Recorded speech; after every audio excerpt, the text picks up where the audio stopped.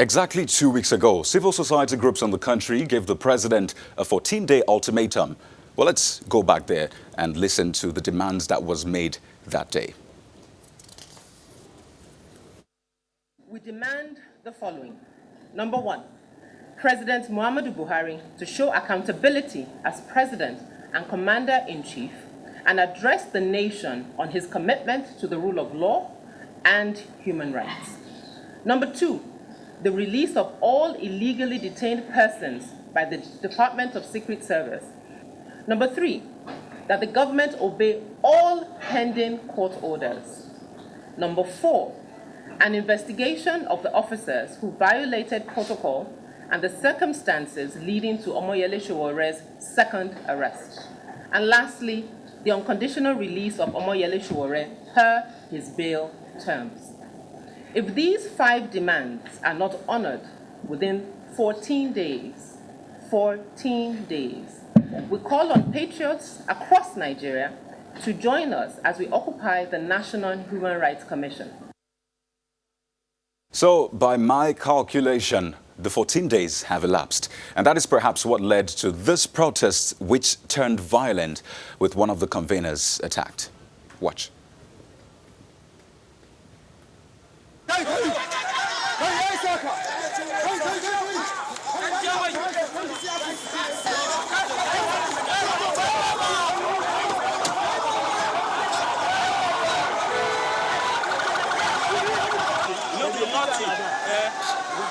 They're just going to protest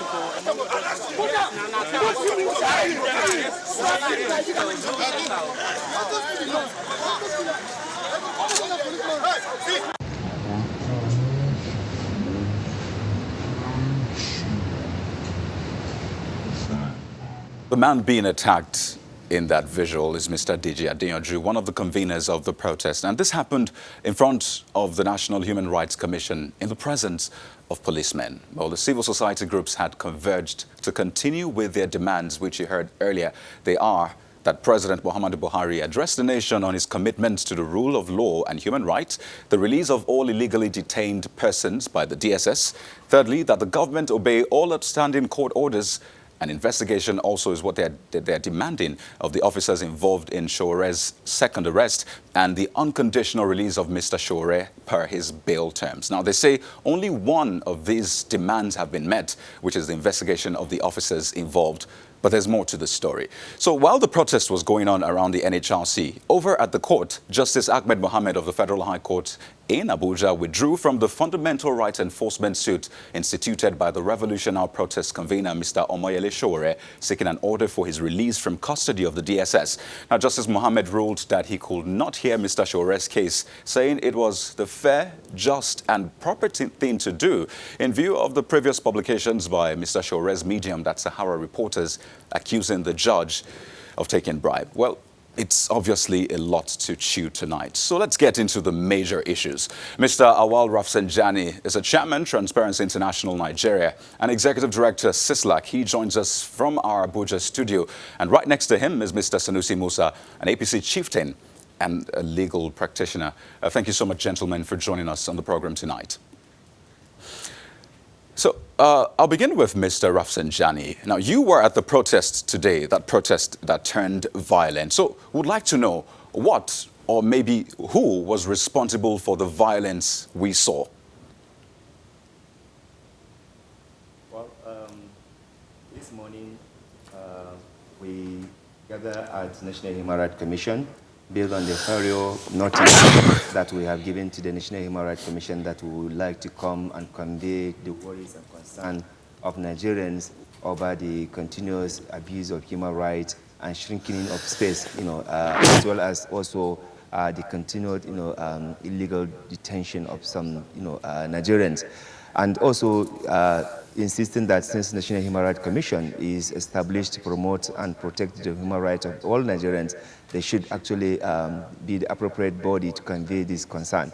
So while we were waiting for the executive secretary to come out, we saw some, young, boys who obviously, unfortunately, were drunk, and they were taking Indian hymns in step up, in front of the policemen, and they started, attacking us. Particularly myself, I was the first to be, attacked, but thank God, I was not wounded.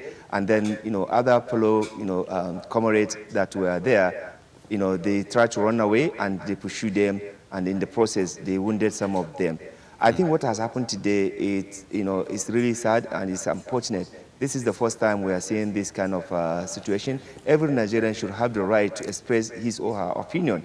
If a group say that they want to organize themselves peacefully to demand for the rule of law, and another group, also will have the right to say they don't want rule of law, they don't want human rights protection, and they want people to continue to be arrested. They can go and do their own. But to come and disrupt a peaceful rally, I think it is really unfortunate, and this happened in front of the policemen, even though I must also commend the police, because with their intervention, they were able to save a lot of lives. Right. Mr. Even though the Rafsanjani. intervention came very late, because we first went and informed the police that they need to take every measure to make sure that these guys that are coming to disrupt us, they did not have access to doing that. But okay. Mr. Rafsanjani, speaking of these guys which you talk about, do you have an idea who they are, perhaps who sent them, what their purpose was? Do you have an idea? I think from what I can see, these are victims of the Nigerian state. These are young people who have no job. These are people who are smoking, these are people who are being used usually by politicians when they want to, commit these kind of atrocities. So they are themselves, they are the victim of the state, because no decent Nigerians will do what they have done. Why must you come and attack your fellow Nigerians? Why should you not be tolerant to accommodate, divergent views? As long as, as far as I'm concerned, what I have seen today is really sad, for our democracy, because even during the military, we did not see this kind of this kind of action that is not tolerated by the previous regime. Okay. People can organize their peaceful protests, but to come and disrupt them and attack them is unacceptable. Right. Let's bring in Mr. Musa for a moment and get his views. Mr. Musa, you have seen the demands which have been put forward by the civil society groups. 5 of them. They gave the government a 14-day ultimatum which elapsed today. Now, going through those demands, they say 1 of them has been met, leaves 4 of them to be met. Do you share concerns with the civil society groups? Do you think these demands are genuine? Well, first of all, let me just sympathize with Mr. Rafsanjani for the attack that was made on him and other people. And it was unfortunate, and also correct an impression that this is the first time we have seen something like this. I think in 2014, if Mr. Rafsanjani may recall, protesters were attacked by thugs when they were protesting against the kidnapping of the Chibok girls. But being that what it may, as at now, we never can say that whether these people were pro-government or any other thing, because they never had any poster saying that, probably. I want to believe that because from the video we have seen, their target is DG. It's unfortunate that they wounded him, but probably it's possibility that maybe there are some of the people that he might have had sometimes he did not pay them. So, but it's something for the security agencies to check. And we have seen that the police, like he commended them, they have not taken sides. So that goes to show that they are not being supported by the government to do what they have done. No, Mr. Musa. And on the issue of their demand. Right. Go ahead, please. Go ahead. Yes, I think it's unfortunate that they make some blanket demand saying that all illegally arrested people should be released. I mean, if they have anybody that they think is illegally arrested, is for them to say that so person is being detained illegally. Then we can be able to gauge it and see whether what they are saying, the demand is reasonable or not. But where you just make a blanket saying that all illegally people should be released, I don't think it is a proper way to do it. So also the issue of Sowore, who was rearrested after his release, I think there is no law, to the best of my knowledge, that says that somebody who's granted bail cannot be rearrested by the security agencies on the allegation of entirely different offenses that he might have committed or he is suspected to have committed. Right. And I'm sure at the end of the day he must have his days in court. So I think some of the demands.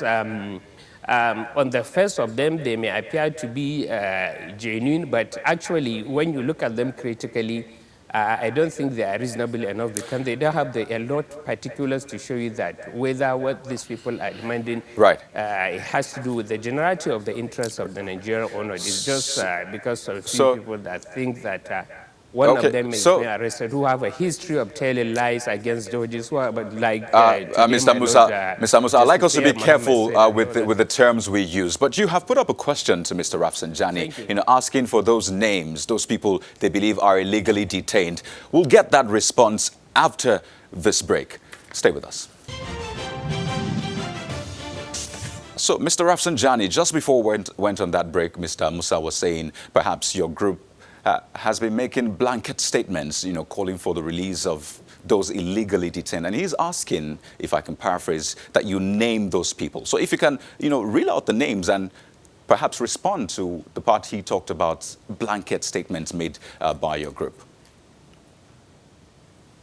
Thank you very much. Well, I am not a politician, and I don't aspire to be one, so I'm an activist, and I say things the way it is, and I do things based on my conviction as a patriotic Nigerian. Human rights is for everybody. It's not for one group of people. And when we talk about protecting and promotion of human rights, we mean for everybody. Secondly, when we talk about issues of respecting rule of law, it's for everybody. So today you may be on this table. Tomorrow, somebody can also come and, attack you or do things, and then you start looking for your right. So that is why it is important that we don't bring politics into issues of human rights, issues of respect for rule of law. If you do that, then, at the end of the day, you'll be promoting anarchy. You'll be promoting a system that is not accountable. The democracy we fought is not the kind of democracy we are seeing today. All we are saying is that we are tired of, the kind of disrespect of rule of law. We are tired of, the gross violent violation of fundamental human rights of Nigerians, which also, is also promoting, corruption and corrupt people. So all the things that we have been talking about is not for a particular person. It's not for Sowore or for anybody or for myself, but it is for all Nigerians. And this government in particular, they promise to uphold the rule of law, and they promise to defend the right of every Nigerian. And what we are doing is simply to remind them about that, obligation and the commitment they have. And if in the process, some people are cooking, stories and trying to milish, or trying to create wrong impression about what we are talking about, well, we leave them. They are entitled to their view. So, but honestly speaking, it's really very sad that people would twist in. There are so many criminals, so many kidnappers, so many Mr. Rafsanjani, if I may butt in for a moment. The security did not go after them. Mr. Rafsanjani, I'd just like you to, mention those names. Perhaps this might give a clearer picture to Mr. Musa, who believes you're making a blanket statement. The premium time the funds, and even Amnesty International have identified over 100 people being detained illegally in the various, detention center in the country. So we are not talking about a particular person. We are talking about many Nigerians who, because their parents are not senators, their parents are not, governors, or they are not linked with the president or with the APC, the ruling party, they are languishing in the various detention centers. So it's not about one person. Right. It is a comprehensive list of all Nigerians that are big teams of the state, that have put them in this illegal incarceration. Right. And some of them have been given even, granted bail But the state is not respecting that, and we think that is not really good for our constitutional democracy. We cannot be disrespecting or we decide Mr. Rafsanjani, on what, just one moment. Just one moment. Let's bring in Mr. Musa into this conversation as we move on. Now, Mr. Musa, another demand from the civil society groups is that the president show accountability as a president and commander-in-chief and address the nation on his commitments to the rule of law and human rights. So the question is, do you think it's important for the president to address the nation on this issue? Well, I think it's from the side somebody see it. For me, the issue of saying whether the president has shown accountability or is showing accountability or should show accountability is not even a non-starter, because this is the only president so far that we have seen that has shown commitment to accountability. Even recently, he had to issue a statement that the government statement of account should be published on daily basis by the Accountant General of the Federation, which is part of the thing that we voted this government for. This is the only president up to this time, apart from that nobody has linked him to any corrupt allegations since when he came to power. So these are the changes that we have voted for. But let Mr. Rafsanjani and others get me right. We are not saying that we are in the promised land. And we are not saying, and I as a lawyer cannot sit here and support trampling on the human right of any other people. No, I will never do that. But what we are saying, if you have genuine allegation or commitment to the issue of human rights, yes, we know our prisons are congested with people awaiting trial. We know that there are people in various detention centers that are being accused of issue of terrorism. And these are most of the people that were inherited by this government. Now, I don't know whether the civil societies are saying that, okay, go ahead and release all those people that have been detained on allegation of terrorism. I don't know whether the civil society is saying that, okay, go ahead and... The demand I am talking about here, Mr. Musa, just one moment. The demand I am talking about here is the one that is asking the president to address the nation on this issue. And I'm asking you, do you think it's perhaps important for the president to address the nation on this? I don't think it is proper. I don't think there is anything that has a reason that will make the president to address the nation just because Sowore is being detained. Because all these things that they are doing, let's not pretend. You know, Mr. Musa, Mr. Rafsanjani says they have compiled a list of about 100 or more people being detained. He's saying yet again that it's not just about Mr. Sowore. So do you think it's perhaps proper for the president to address the nation on that? No, I agree. What I'm saying about this, the demand that they made 14 days ago, the publication of Transparency International, that of Premium Times were made for a long time ago. We have not seen any civil society group coming together to say that the president addressed the nation about this. It is only because Sowore was arrested, granted bail, was released on bail, was rearrested. So we cannot just use one man to now say that because of him, all others. No. Right. Let's look at the case the way they are. Okay. Because of Sowore, the president should address the nation. No.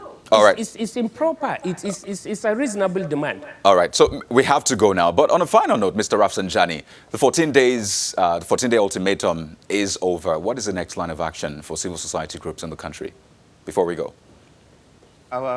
Our ultimatum is, of course, is over, but our demand for accountability, our demand for the rule of law, our demand for the promotion and protection of every Nigerian human right will continue, and our demand to canvass for the release of all illegally detained persons, especially those ones that have been given, bail by the court. Government must respect that. Right. If we are practicing constitutional democracy and if we want to regain our respect in the community of nations, you cannot be a giant of Africa and then you rule like a jungle, you do jungle justice.